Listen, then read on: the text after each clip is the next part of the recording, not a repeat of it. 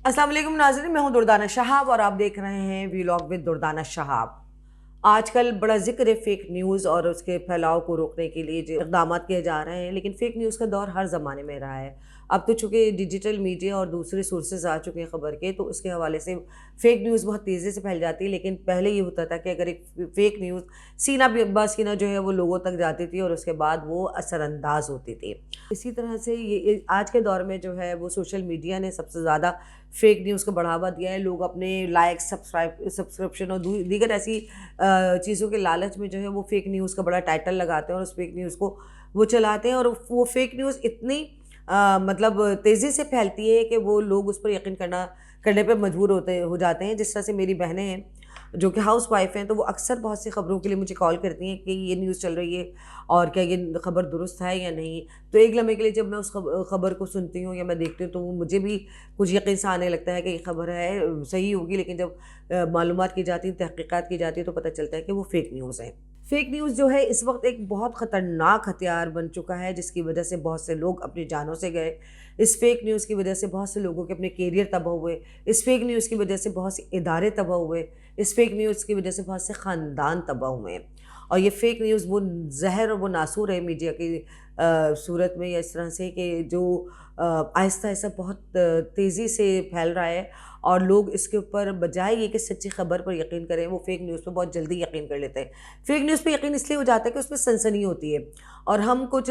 मनहसल कौम, हमारा मिजाज ऐसा हो चुका है, जितने चटखारेदार खबर होगी, जितना उसका टाइटल जो होगा वो बड़ा अपीलिंग होगा, और जितना किसी की कैरेक्टर असैसिनेशन होगी, ये चीज़ें होंगी, वो हमें अट्रैक्ट करती हैं। ना सिर्फ हम उसको देखते हैं बगौर, बल्कि वो हम उसको अपने सर्कल में भी तेज़ी से फैलाते हैं। हमने ये भी देखा है कि अगर किसी एक इदारे में किसी से चपकलश चल रही है और किसी एक अफसर के ख़िलाफ़ कोई ख़बर आती है, तो उसके बाकी जो दीगर ऑफ़िसर्स हैं जिनसे उनकी बनती नहीं है, तो सबसे ज़्यादा वो उन ख़बरों को फैला रहे होते हैं। इसी तरह से मुख्तलिफ़ जगहों पे मुख्तलिफ़ सूरत हाल सामने आती है इस फ़ेक न्यूज़ की सूरत में। अभी आज मैं आपको रोज़ाना जंग की खबर पढ़ के सुनाऊँगी, जो एक इदारा है फाफन, फेयर एंड फ्री इलेक्शंस जिसका नाम है। तो फाफिन की रिपोर्ट है जिसमें उसने कहा है कि गुमराहकुन खबरों में इजाफा बेशतर वजारतें और डिवीजन्स मालूमात तक रसाई के कानून पर अमल दरामद नहीं कर रहे। फाफिन रिपोर्ट, फाफिन ने कहा है कि बेशतर वजारतें और डिवीजन्स मालूमात तक रसाई के कानून पर अमल दरामद नहीं कर रहे, जिसकी वजह से गुमराहकुन खबरों में इजाफा हो रहा है। फाफिन ने मालूमात के हसूल के लिए 33 वफाकी वजारतों को दरख्वास्त भेजी, सिर्फ 9 ने मुकर्रर वक्त में जवाब दिया। बरवक्त जवाब देने वालों में माहौलियाती, तिजारती, दिफाई पैदावार की वजारतें शामिल हैं, जबकि ख़जाना, रेवेन्यू, दाखिला उमूर और रेलवेज़ की वजारतों ने मुकर्रर वक्त के बाद भी जवाब नहीं दिया। किसी डिवीजन ने मालूमात तक रसाई के कानून की दफ़ा 5 पर मुकम्मल अमल नहीं किया। मालूमात ना देना गुमराहकुन और गलत मालूमात फैलने का सबब बनती हैं। तफसीलात के मुताबिक free and fair election network FAFEN ने कहा है कि वफाकी हुकूमत की अक्सर वजारतें और डिवीजन्स मालूमात तक रसाई के कानून RTA मुजरिया 2017 के तहत दरकार लाजिमी मालूमात अवाम के लिए वेबसाइट पर जारी करने के कानूनी तकाज़े पर मौसर और मुकम्मल अमल दरामद नहीं कर रही हैं। मज़कूरा कानून की शक 5 पर फ़ाल अमल दरामद का कानूनी तकाज़ा पूरा न होने की ये खामी मिस इन्फॉर्मेशन और डिस इन्फॉर्मेशन, गुमराहकुन और गलत मालूमात के फैलाव का सबब बन रही हैं। फाफिन ने वफाकी हुकूमत की 33 वजारतों के 40 डिवीज़न की सरकारी वेबसाइट्स का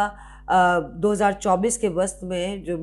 जायज़ा लिया, इसके नतीजे में वाज़ेह हुआ कि किसी भी डिवीज़न ने कानून की दफ़ा 5 पर मुकम्मल अमल नहीं किया। आइन की शक 19A पर अमल दरामद की खातिर मज़कूरा कानून के मुताबिक वजारतों और उनके डिवीजन्स ने अवामी दिलचस्पी और अहमियत की मालूमात का मौसर फ़ाल तौर पर ऑनलाइन जारी करना है।